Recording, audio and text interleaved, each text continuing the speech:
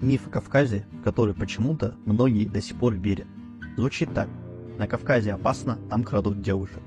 Расскажу свое мнение и отдельно отмечу, что мне и жена, которая бывала в разных уголках Кавказа без меня, я за нее спокоен.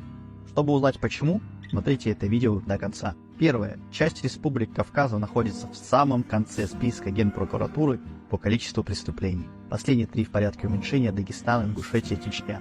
Второе. Кража людей запрещена и законом, и религией. И третье. На Кавказе мужчины действительно проявляют знаки внимания к красивым девушкам. Но после твердого «нет» они точно прекратят. Но если «нет» будет сомнительным и не твердым, то воспримут это как шанс на продолжение общения. Подпишись, если планируешь поездку на Кавказ.